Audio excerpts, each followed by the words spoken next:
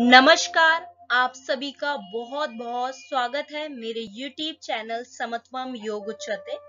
आज मैं आपके सामने एक नई वीडियो लेकर आई हूँ जिसमें हम बात करने जा रहे हैं योग क्या है और उसका इतिहास और उसका विकास कैसे हुआ, तो उसके बारे में आपको मैं बताने जा रही हूँ। तो कृपया करके वीडियो को एंड तक जरूर देखिए।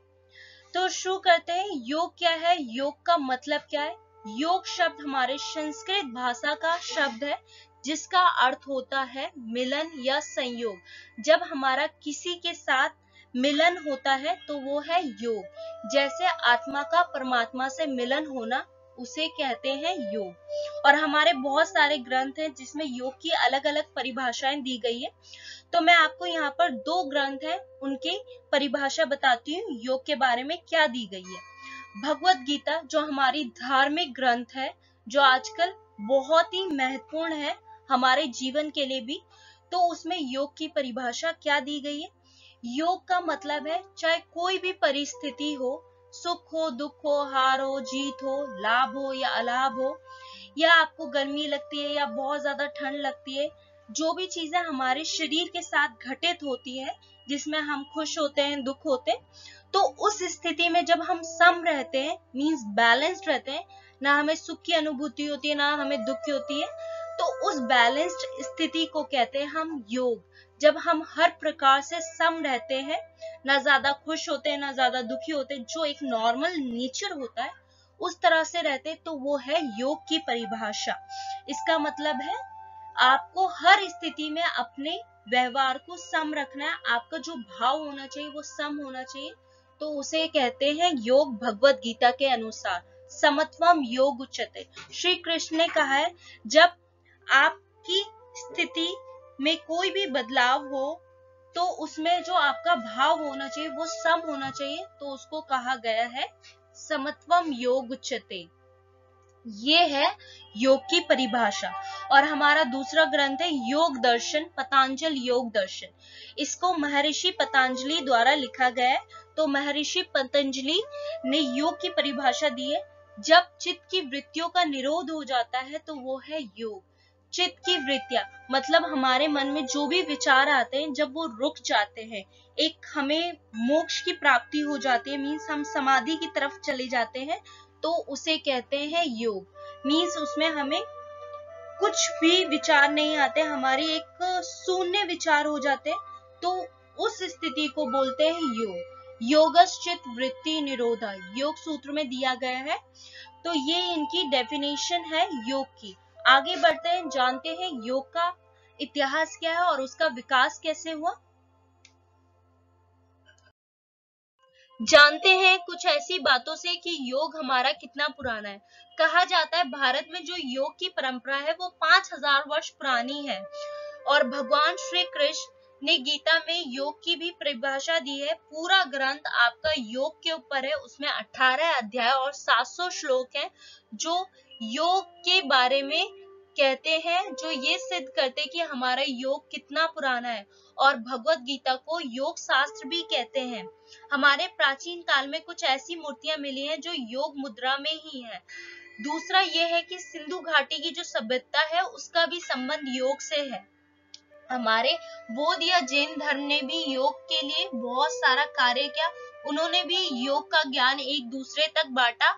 इससे भी आप पता लगा सकते कि हमारा योग कितना पुराना है और लोगों के अंदर योग के लिए कितनी ज्यादा भावनाएं थी, कितना प्यार था। और माना जाता है कि जब से हमारी सभ्यताएं शुरू हुई है तब से योग करते आ रहे हैं लोग। और योग विद्या का आदि गुरु, आदि योगी शिव भगवान को ही माना जाता है। कहा जाता है कि शिव भगवान ने हिमालय के कांति सरोवर झील के तटों पर अपने जो योग की विद्या है वो अपने प्रसिद्ध सप्त ऋषि को प्रदान की थी। इस तरह से योग की विद्या एक दूसरे से हम तक पहुंची।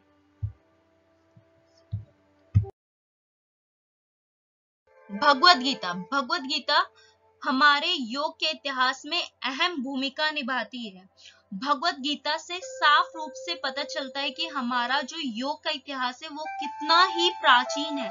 श्री कृष्ण द्वारा अर्जुन को गीता का उपदेश दिया गया था, गीता का पूरा सार बताया गया था। और उस भगवत गीता में पूरा योग है, योग की जानकारियां हैं, योग क्या है, योग द्वारा कैसे हमें हमारा जीवन निर्वाह करना चाहिए, ये सारी बातें पता चलती हैं। तो विशेष रूप से भगवत गीता योग का ही ग्रंथ कहा जाता है और उसे योग शास्त्र कहते हैं। भगवत गीता में जैसे ज्ञान योग, भक्ति योग और कर्म योग को विस्तार रूप से प्रस्तुत किया गया है और भगवत गीता में बड़े पैमाने पर योग शब्द का उपयोग होता है। और भगवत गीता में योग के 3 प्रमुख प्रकार का परिचय भी दिया गया है, जैसे कर्म योग। कर्म योग में व्यक्ति को अपनी स्थिति के उचित और कर्तव्य के अनुसार कर्मों का श्रद्धा पूर्वक निर्वाह करना होता है। और भक्ति योग में उनको भक्ति करनी होती है, भगवत कीर्तन। उन्हें भावनात्मक आचरण वाले लोगों को सुझाया जाता है, जिनको भावनात्मक रूप से स्वतंत्र और भगवान के लिए बहुत ही ज्यादा निष्ठा भाव है, उनके लिए भक्ति योग को सुझाया गया है। और ज्ञान योग, जिनको ज्ञान के बारे में ज्यादा से ज्यादा जानकारी और ज्ञान अर्जन करना है, उनके लिए है ज्ञान योग। इनसे भी पता चलता है कि योग कितना ही पुराना है, जो हमारे भगवान श्री कृष्ण द्वारा गीता में कहा गया है। महर्षि पतंजलि का नाम क्यों आता है जब भी हम योग के इतिहास के बारे में बात करते हैं? वे थे कौन और उनका क्या संबंध था योग के इतिहास से? जानते हैं, योग सूत्र के रचनाकार माने जाते हैं महर्षि पतंजलि। उन्होंने योग सूत्र की रचना की थी काशी में ईसा पूर्व 2री शताब्दी में। महर्षि पतंजलि को शेषनाग का अवतार भी माना जाता है। महर्षि पतंजलि ने अपने योग सूत्र के माध्यम से उस समय जो भी योग की विद्या थी, ज्ञान था, उसको अपने योग सूत्र में इस प्रकार से व्यवस्थित किया कि जो हमारे लिए आज देन है, वो उनको पिता भी कहते हैं योग का, वह जनक है हमारे योग के। महर्षि पतंजलि का जो योग सूत्र है वो हिंदुओं के 6 दर्शनों में से एक है। पतंजलि जी के बाद अनेक ऋषियों एवं योगाचार्यों ने अच्छी तरह अपने योग को और उसके विकास के लिए काफी योगदान दिया और महर्षि पतंजलि के योग का सम्मान प्राचीन काल से अब तक निरंतर होता आ रहा है। इन बातों से भी पता चलता है कि हमारा इतिहास जो था योग का बहुत ही प्राचीन है।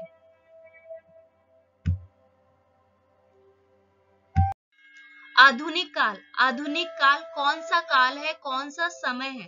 1700 से 1900 ईस्वी के बीच की अवधि को आधुनिक काल के रूप में माना जाता है, जिसमें ऐसे महान योगाचार्यों का जन्म हुआ जिन्होंने योग के विकास में अपना बहुत योगदान दिया, जैसे रमन महर्षि, रामकृष्ण परमहंस योगानंद और विवेकानंद जी आदि ने राजयोग के विकास में योगदान दिया।